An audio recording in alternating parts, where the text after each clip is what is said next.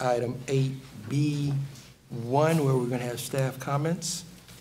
Once again, thanks for giving me the opportunity to talk about this, and just for the nature of transparency, I did not collude with non-doc to get that article published today so we could heighten attention to this topic. However, was given the opportunity to talk with him as well, so share some information that I shared with him here recently. So as I hope many recall, the City of Edmond, specifically the Edmond Police Department, entered into an agreement with Flock Safety in March of 2023. The cameras, our license plate reader cameras, actually went live sometime around the middle of May of 2023. So in effect, we've had this capability for about 12 months now. And for those not familiar with license plate reader cameras, I want to clear up one kind of comparison issue. These aren't live feed video cameras. These are more like still cameras where they take pictures of cars and specifically their license plates and then retain the photo in their database. So they're not live monitored. Even if you wanted to monitor them live, that's not the way the technology is designed to work. It's really intended to be a retroactive or a look-back investigative tool based on the tag that's captured or possibly the vehicle description. So just wanted to clarify that before we get into that discussion. What you see in front of you is actually a new addition to our agreement with Flock Safety, and that's a transparency portal page that's accessible by anyone in the public that has the internet. And so you can go there, and it not only details our policies in regard to this technology, but also offers some categorical information on how the technology has been used over the last 30 days. And again, I want to point out a couple of things that there may be some confusion on. So if you look at that right-hand column where it says vehicles detected in the last 30 days, and it tells us roughly 317,000, those are unique tags. So actually in the last 30 days, they've taken pictures of almost 2 million tags in the City of Edmond. When you think about the traffic volume that goes through our large arterial intersections. But of those 2 million scans, it was 317 unique vehicles.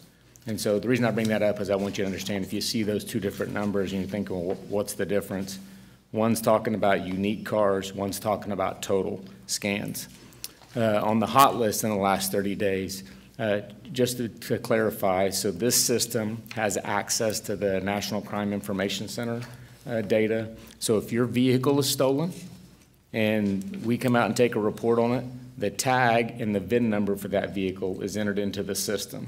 So anywhere in the country or anywhere that has access to NCIC, if they run your tag, it'll pop up and say, hey, Edmond's taken a report that that vehicle's been stolen. And so what this hot list here is these are custom hot lists.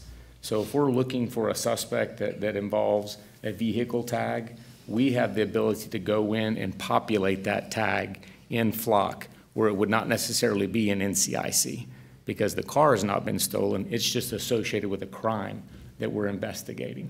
So the hot list hits here, I understand, are the ones that we have custom created. So if we were talking about just the general hot list from NCIC, you would see over 100 hits there in the last 30 days. And so the reason this is listed this way is so you understand how it's impacting our specific investigations as opposed to just general tag reads. And then the last one on searches, just to be clear on this, these are the number of times a representative who's authorized to access the system from the Edmond Police Department has done so. So if I'm looking for a tag that's been given to me, hey, we think it's these 6 digits, and I have authority to enter the system. Not everybody does. You have to go through training and get signed off on. And so I enter the system and I run the tag. And you told me you think it was 123 ABC. And so I put 123 ABC and it says no record. And I say, well, maybe it was 128 ABC. And so I put 128 ABC. Bingo, it hits. It looks like it's something I'm looking for. That's going to show up as one search because it's one time I'm in the system. So it's not counting. It does have a log of the tags, but the report it's giving me is that I've entered the system and what I was doing in there. So when we go back and audit it, it tells me who was in the system and what were they doing, what were they accessing the system for, and then I can see all of the different things that they searched. But again, you may see searches. Well, yeah, they ran 400 searches. Well, that could be 100 people running one tag 4 different ways. So the reason I offer that to you is looking at the data, it may look like it's telling two different stories, but really it's very technical in the question you're asking.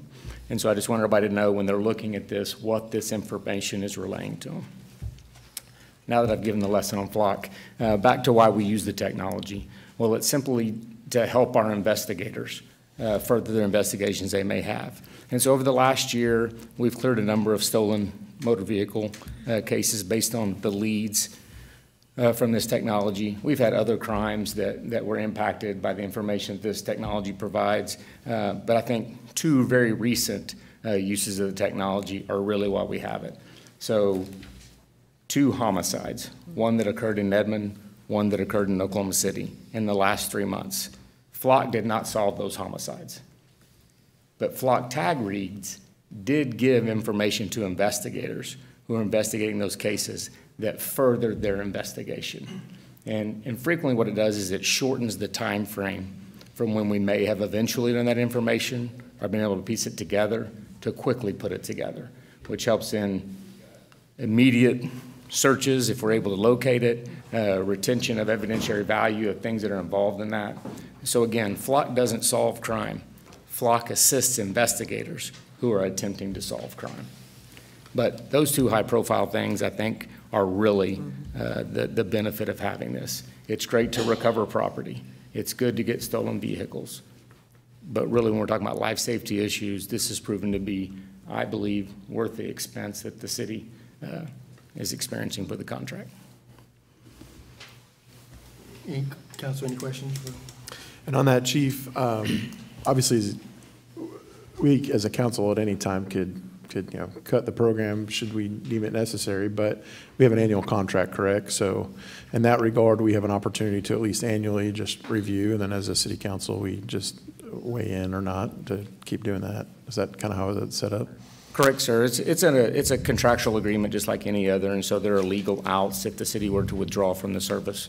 Annually at a minimum, it's going to be presented to you for consideration. And so, yes, I think the way you've categorized it is correct. Thank you. Any other questions? So we have 2 items here, 8B, 1 and 2, Council. What would you like to do on those items? Motion to approve. We have a motion? Second. Second. Any other discussion? Please cast your vote. Those item is passed. Thank you very much.